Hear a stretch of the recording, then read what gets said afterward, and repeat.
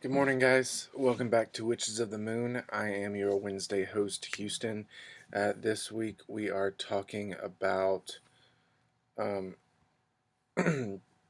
hiding your practice in plain sight. Um, like Rhiannon said, I think all of us have had to do this at one point in our practice. And so here's some tips and tricks of what I used to do when I lived at home and my parents weren't very open-minded at the time to what I was practicing or what I was studying.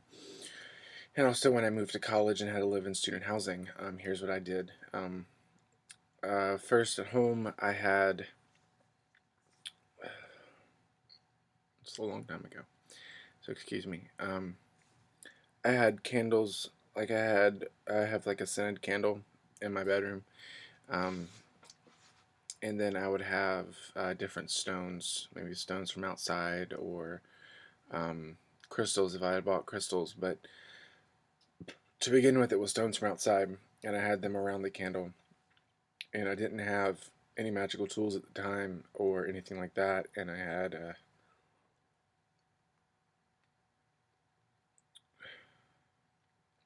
this huge, well, I say huge, and you can't even see my other hand.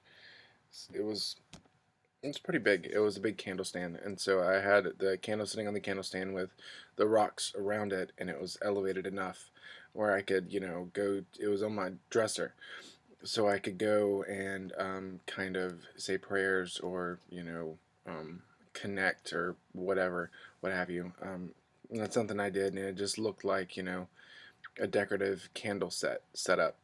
Um, Another thing, excuse me.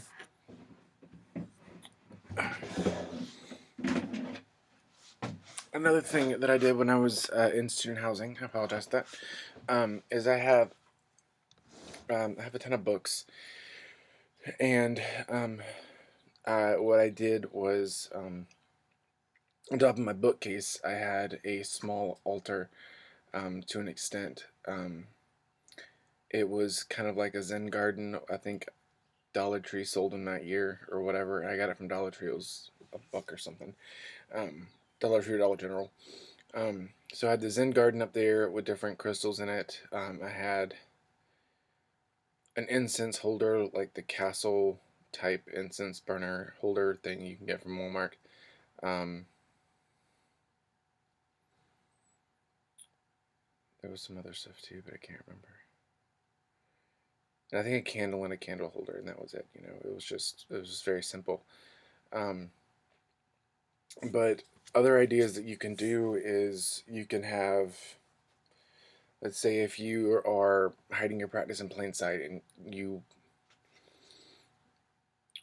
in your practice you work with your ancestors, so you can create an ancestor altar with just having like a little side table with pictures of um, your ancestors, your loved ones that have passed on, um, and then in front of it, or if you have them like in a circle or whatever, or laid out to an extent, you can have like a little tea light holder and have a little tea light there, and that could be an altar, or that could be your workspace. You can not have an altar. You don't technically have to have a permanent altar set up. You can um, have it stashed away. So I mean, you just have it stashed away for times when you need it, and you can use your excuse me again. You can use your kitchen counter um, to work your magics.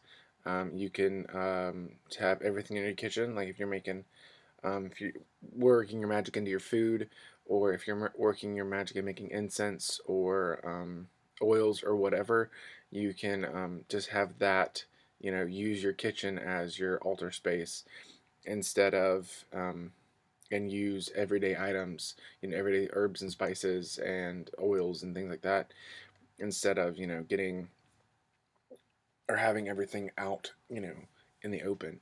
Um, I'm trying to think of anything else.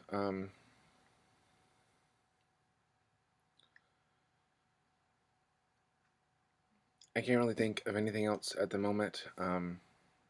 Any other tips or tricks or whatever, um, or what have you. Not whatever, but what have you. Um, if you guys have any questions or comments or concerns or anything like that, please post them down in the comment section below. And with that, I hope you guys have a good rest of your day, or rest of your week, I should say. And I will see you next time. Many blessings.